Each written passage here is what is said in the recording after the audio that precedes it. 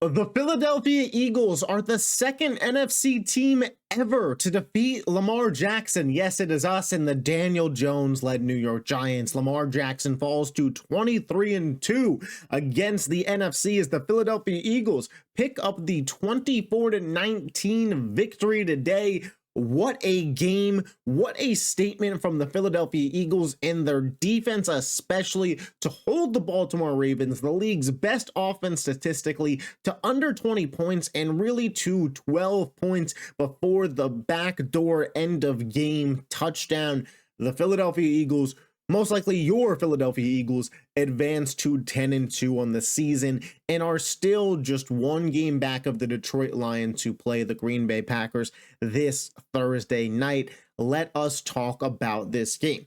Like every single Eagles game, the offense didn't start playing until the second quarter when they were already down 9-0. And then offense goes on to score 2 touchdowns that quarter. It was pretty nice, pretty solid stuff. Goddard was able to get one in. Jalen Hurts rushed one in the tush push. And the Eagles went into halftime up 14-12 after a couple Justin Tucker missed field goals. On a side note there, Justin Tucker, a little bit washed at this point in time. Absolutely no scoring at all in the third quarter, some back and forth action. And then Saquon Barkley, I tweeted this out, but man, he's the MVP of the league. I told you guys that last week. He is Mariano Rivera. He is the closer for this team. 65, I think, ish rushing yards in the fourth quarter. The touchdown to make it a 2-score game. Where would the Eagles be without Saquon Barkley? I don't know. But I don't got to worry about it because we got Saquon Barkley. Philly goes on to win 24-19. And while I do believe Saquon's the MVP, and the guy averaged 4.7 yards per carry against one of the league's better run defenses in Baltimore, while the defense as a whole hasn't been strong all year, this is one of the league's better run defenses. And Saquon ran for 107 yards, 4.7 per carry, had that 25-yard long touchdown run, and had over 115 all-purpose yards. Have a day, Saquon Barkley. This game was about the Philadelphia Eagles defense. Truthfully, this game was about their defense. And I was a little worried as to what this game was going to be against Lamar Jackson in a week where the Eagles weren't going to have Devonta Smith, so the offense wasn't going to be as potent as it potentially could be. And the Eagles were coming off of losing Brandon Graham. Bryce Huff was on the IR. The defensive line was hurting. Jalix Hunt was going to have to play. Darius Slay was out with a concussion. Like, the defense was missing pieces. And I thought to myself, man, I trust the Eagles defense generally, but a week where you would like to have a full strength defense is a week where you're playing, one, the league's, again, statistically best offense, and two, Lamar Jackson, who, as we all know, is just a one-of-one talent in the NFL. And he's an absolute freak, an impossible guy to game plan for. There's nothing like him in the NFL.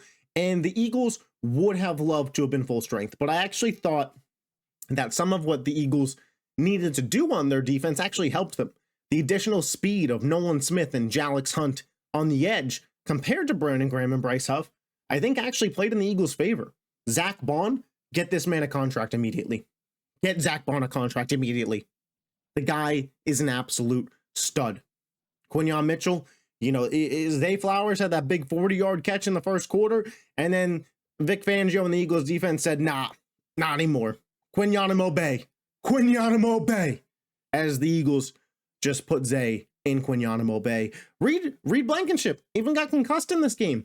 Had to have Tristan McCullum out there. Should have had a pick, but a bat down on fourth down. The Eagles defense, man, it's just, the Eagles are the only team in the NFL, in my estimation, that is top 5, both offensively and defensively in terms of their units.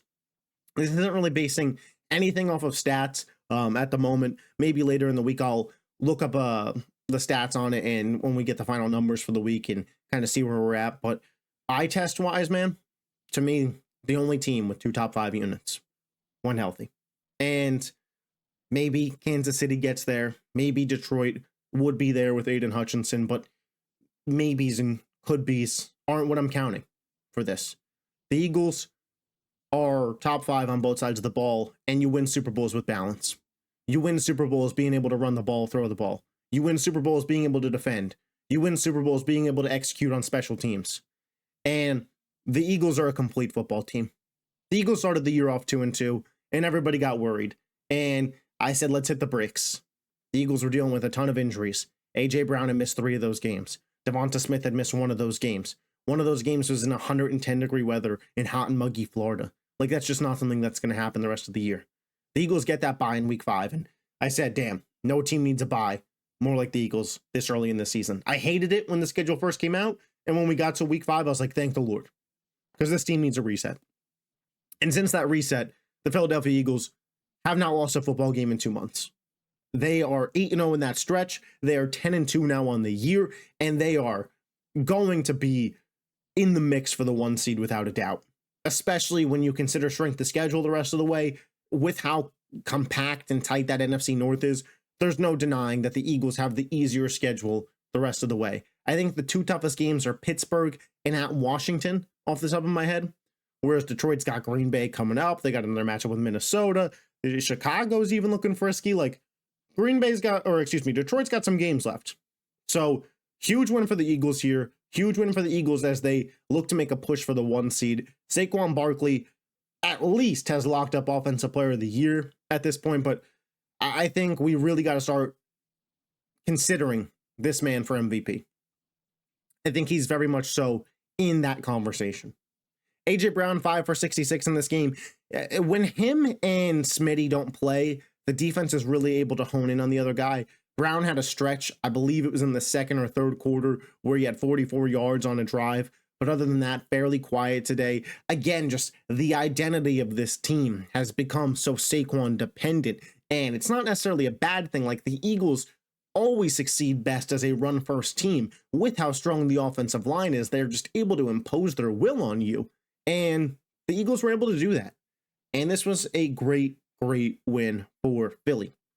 Now, we move forward. We look ahead to next week, and the Eagles continue to push for the 1 seed. And speaking of continuing to look forward, how about you take a look at Green Gridiron? I want to take a moment to give a shout out to my friends over at Green Gridiron for NFL helmets. You can see here the nice face mask, the sweet design. I got the black Eagles helmet. I kept it in the container because I use it as a little desk decor, but you could use it as desk decor, decoration around the house, a little knickknack for, your TV stand. The gift giving season is almost upon us. If you know an NFL fan, it doesn't even have to be Eagles. They've got all 32 teams, NFL partnered brands. You know that you're getting good quality stuff.